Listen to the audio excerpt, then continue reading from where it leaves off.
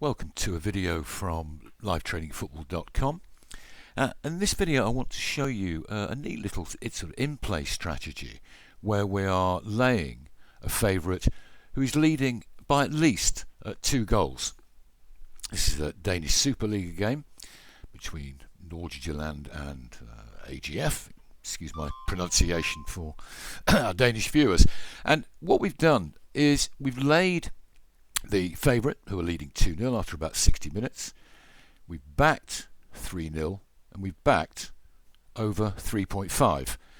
And our total liabilities, for the sake of this particular video, is £22. And the idea is that, obviously, if it remains 2-0, the final sort of 30 minutes, then we're in trouble. But we've got a possible picking up on the over 3.5 market if more goals are scored, and of course the jackpot is if the losing team do actually sort of get back into the game, and that 1.1 we laid out will then sort of drift out, and we can possibly get some green on the match odds market. Now, okay, good news and bad news. The good news was that the favourite actually took a 3-0 lead after about sort of 70 minutes, and on 75 minutes the underdog AGF actually pulled a goal back, so we've won our £22 on the over 3.5, which was sort of one of the intentions. So now we just want AGF to score some more goals. We've laid the 3-0 at this particular point, and yep, even better news still. Sort of 5 minutes after they pulled one goal back, AGF pulled another goal back. So we've got our £22 already on the over 3.5.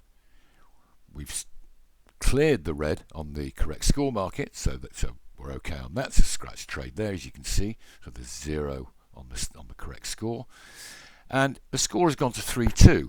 And we've got a possibility, you can see on the left of the screen in the match odds, that we can cash out there for what, sort of £3.50 odd. So that'll give us sort of around about £25 overall profit from, remember, an initial liability of £22. It looked quite possible there could be more goals. I don't know, don't exactly have a crystal ball here, but we want to try and maximise this trade as much as we can now. We're very, very close to sort of hitting this jackpot mark. So what I decided to do was back over 5.5 goals. I needed one more goal, preferably to the losing team, in the next sort of 5 minutes. Okay, if the favourite went on to win 4-2, okay, that'd be okay, not as good. But as it happened, the underdog did in fact score in the 90th minute and made it 3-3. So we picked up sort of £49 on the match odds, £22 on the over 3.5, and £20 on that final lay we did on the under 5.5 market. So, as I say, this particular strategy can work, if on sort of 2 ways. If the leading team do carry on to score more goals, you've got the over 3.5, and if the underdog comes back, then you've got the possible match odds there. Now, why did I actually choose this game? Well, and it doesn't take you long to do. I mean, some people rely on shots on target, corners, possession, pressing, or whatever. Yeah, up to a point, but a better and more well-informed decision is if you do a quick little scan of the stats. And on this particular site, called whoscored.com, it just took me sort of 5 minutes, really, sort of in play, to just have a little check on sort of actually what these two teams are about.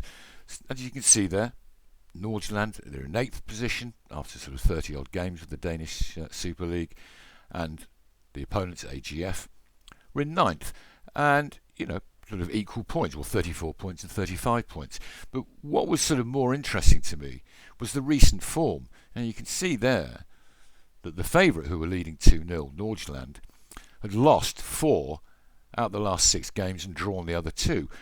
In other words, the recent form wasn't that hot. Whereas AGF, they'd actually won 2 and drawn 4 of their last 6.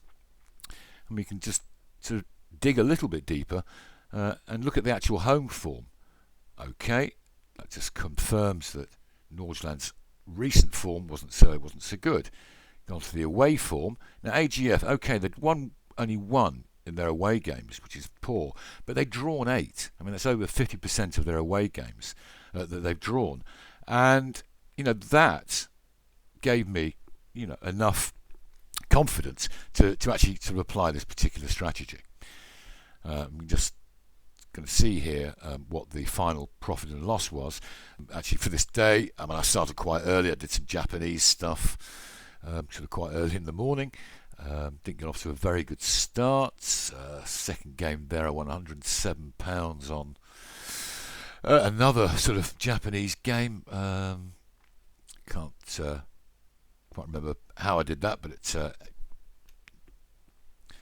and throughout the day I sort of went to Austria, picked up a few quid there.